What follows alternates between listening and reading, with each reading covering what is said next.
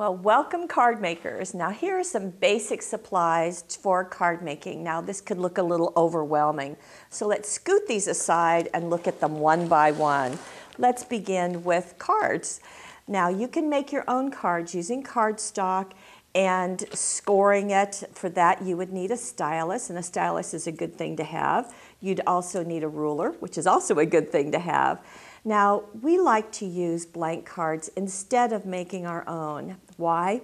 Because it gets us started at card making faster. And by having the standard size card coming with the envelopes, it just gives us a perfect package to begin our card making.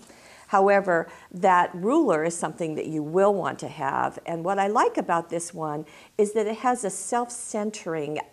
It's a regular ruler on one side, but it also has a 0 in the center that lets you center things on your card a little more easily. The stylus, as I said, is great for scoring cards. And as you get into card making, you're going to want to do some different types of cards. And the stylus is perfect for that. What's nice about this one is that there's 2 ends with different size balls on them, and there's also a couple more on the inside, so it's a nice tool. Speaking of nice tools, here's some ink pads. Now, even if you're not a stamper, these are going to come in very handy. Black and brown is really all you need to begin with.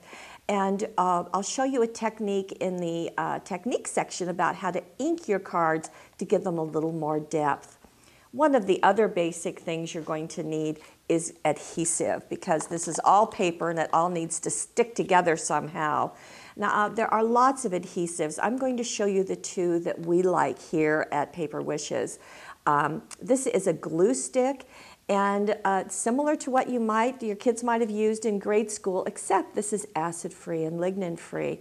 And the reason why I like this is because it let me reposition things should I need to do that. And every now and again, I do need that forgiveness. The other thing that our designers like are these click and stick mounting squares. And what you do is you tear off this top part so it looks like this, and then you roll it along your paper, and it applies double-sided squares of adhesive. So that's what they like.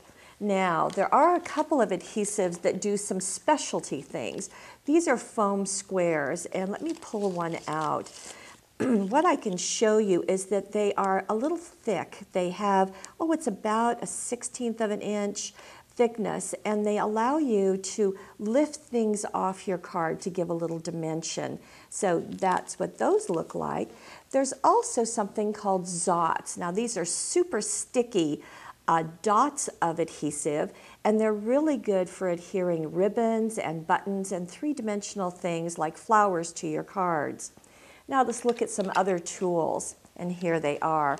This is a bone folder. Now I used to think you didn't really need a bone folder, but I do find that they're really, really handy. And when I show you how to cover a card, you'll see just how handy they can be. Now this is a pen knife, and it's like an X-Acto knife, except it's retractable. And being retractable, it's just a lot safer. When I push at the top, it's going to expose a blade, and that's a very fine blade. And it's really useful for cutting windows in the front of my card. When I want to retract that blade, I just push on the button, you can hear it, and that retracts the blade, so it keeps it safe. You certainly don't want to have a blade sitting on your table and then put your arm in it. That's not something you want. The other thing that I like is this retractable pick. Now, brads are really fun to use, and let's see, let me show you a brad. A brad, this happens to be a brad in the shape of a bow, but brads are metal, and they have legs. So you can see, let's get my fingers out of the way. Okay, you can see those legs. The legs get poked through your paper, and this retractable pick does a great job of that poking. And what I like about it also is its safety feature, because when I push down on it, it exposes this needle that's pretty sturdy. I can't even push it. And then I can poke it into my paper, insert my brad, spread those legs apart and secure it to the paper, but then I can retract this and it's safe on my work desk. Something that's nice to have are chalks, and they come in different kinds of colors. This happens to be a metallic, but chalking allows us to add a soft color to our cards, and that's a nice thing to do.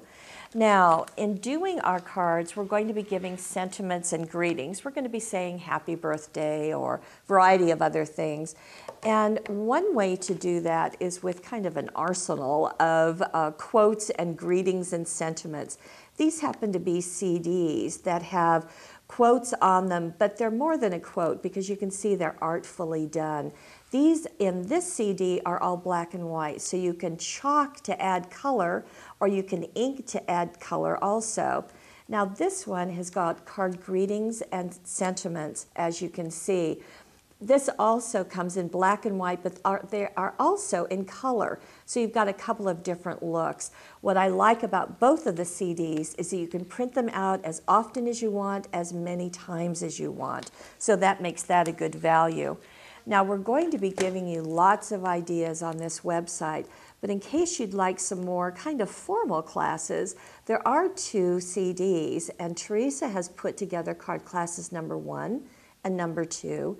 And each card class inside will cover a specific type of card and walk you step by step with how to do it, and there's some video instructions too. So that's kind of the basic supplies of card making.